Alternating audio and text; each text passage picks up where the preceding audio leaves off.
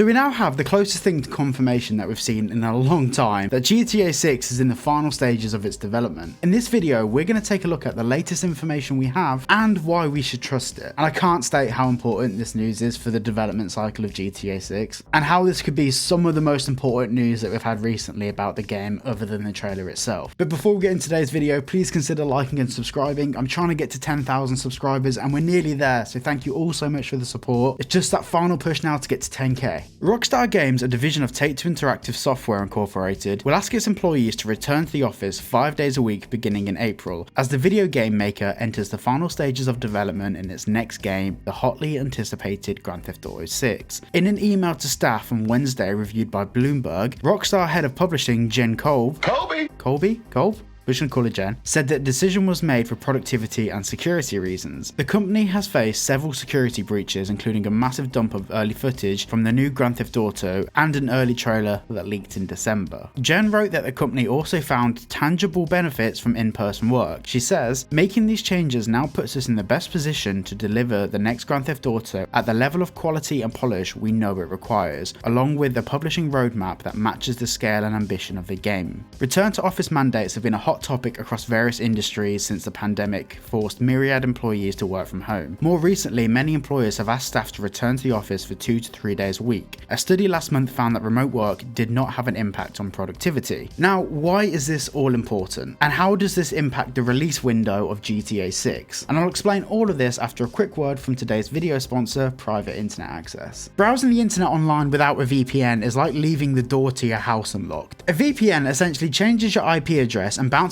your location to a different location to stop people from being able to access your private information. Private internet access helps you overcome restrictions and dangers of browsing online by giving you the option to change your IP address to a list of 91 countries to choose from and 50 US states, allowing you to gain access to websites and services that may only be available in certain locations. This is also extremely useful for gamers. For example, if you're based in one state in the US, you can change your location to a nearby or neighboring state and receive really fast internet speed with low latency, which makes your gaming experience that much faster and better. Private internet access is available on all platforms from iPhones to Androids to Windows, Mac, Linux. It's available on everything. You can also use one private internet access subscription to protect all of your devices. So a massive thank you to Private Internet Access for sponsoring today's video. Click the link down below to get 83% off.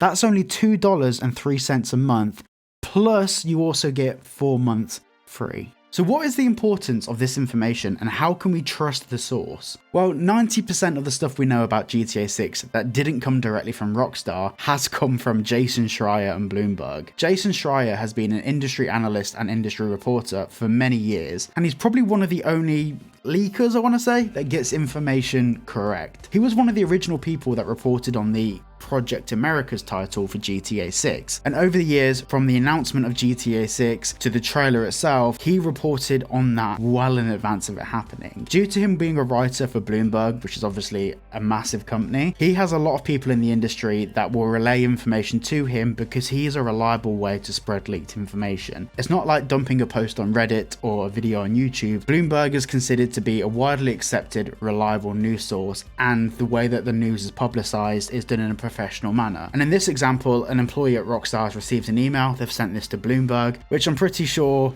is against their employment contract or NDAs, but we'll see. And obviously Jason Schreier has reported on this. Now, to explain the actual importance of the information itself and the development cycle of GTA 6, we need to go back to November last year. In November last year, Take-Two Interactive had an earnings call, and during that earnings call is when we first started to hear the predictions for Fiscal 25. Now, Fiscal 25 is April this year, 2024, to the end of March 2025. So it's not the same as a calendar year, it's slightly shifted from April to the following April. During this earnings call in November, Rockstar gave predictions of around $8 billion in revenue for Fiscal 25. Now this is important because at the point of them claiming this, their current turnover was about $5 billion.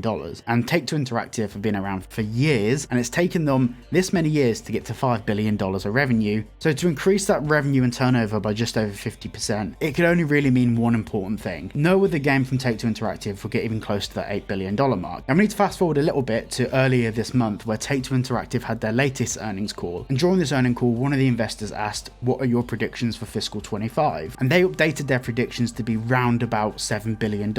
And they've confirmed that they'll do a full confirmation of what their predictions are in May of this year. But the industry went up into a frenzy and people were panicking because $1 billion of revenue had gone missing. But not many people were reporting on the fact that yes, it was $8 billion and now it's gone down to $7 billion, but that's still $2 billion more than their current revenue and current turnover. So what I'm getting to here is that by saying fiscal 25 will be $7 billion of revenue, a lot of people have either said that that means we're going to receive GTA 6 between January the 1st to the end of March 2025. But some people have also got quite panicked and said that because it's not $8 billion like originally stated, it means that we're going to receive the game in fiscal 26, which is April 2025 to April 2026, which would bring the release window for GTA 6, which we know we're getting in 2025, to the end of 2025. But this news report and this confirmation from Rockstar and their emails kind of throws a spanner in the works for the whole situation.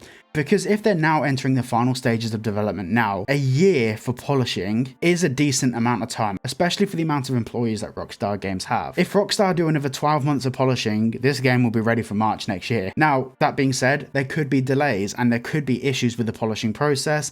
There could be things that they need to change in the game. ESRB could get involved and say they have to remove things from the game. There's a lot of moving parts to getting a game out. But the fact that the game is now 100% confirmed from Rockstar to be in the final stages of development, and they're bringing in their full workforce 5 days a week to get the game finished, is a really thought-provoking piece of information. But also, this line here, making these changes now puts us in the best position to deliver the next Grand Theft Auto at the level of quality and polish we know it requires, along with a publishing roadmap that matches the scale and ambition of the game. What this essentially says, and obviously this is a quote directly from Rockstar themselves, they are referencing the fact that the publishing roadmap is pretty ambitious, getting the game out for what looks like early next year. They're acknowledging the fact that that's very ambitious. And the whole concept of bringing in staff to get the game finished and increasing workload and bring people into the office to, one, further security, but secondly to increase performance and workload, whether it actually does that, it's a bit up for debate. But this shows that Rockstar are clearly working on emphasis to work towards the predicted industry dates for when we'll receive the game, being around March 2025. Now, of course, this is just reading between the lines, but this clearly shows that somewhere down the line, a conversation has happened between Take-Two Interactive and Rockstar to say, this is when the game needs to be out, we need to hit this deadline. And I think this is probably because of the last earnings call they had. Now, after that last earnings call, when they put their prediction down from 8 billion to 7 billion for fiscal 25, their share values plummeted. Like, the amount of money that was essentially pulled out of the business in one go wasn't really great. And I think that's because the nature of what Take-Two Interactive is. They can't have an honest conversation with their shareholders because they're a publicly trading company. Because me, you, and anyone else sitting at home can just log in and listen to these shareholder phone calls. So I think the fact that Take-Two and Rockstar have to be so secretive is actually a negative impact on the game, even though long term it was a positive impact. But I think the fact that the share price did plummet after that earnings call has probably made Take-Two have a conversation with Rockstar saying, right, are we doing everything we can do to get this game ready on time? Because there's obviously one side of it, Rockstar making it the most perfect, polished game possible. But if Rockstar are putting 90% of their workforce on the game, when in reality they could put 95% of their workforce, and rather than working from home, they could work in-house, that's surely got to be more beneficial for not only the security, but the productivity of the company. So like I've said from day one, I'm still leaning more towards an early 2025 release. I guess time will tell, and of course there could always be delays, but we just have to wait and see what happens. Thank you to Private Internet Access for sponsoring today's video. Their links are all down below, and thank you all for watching. If you did enjoy, please consider liking and subscribing, and I'll see you all in the next one.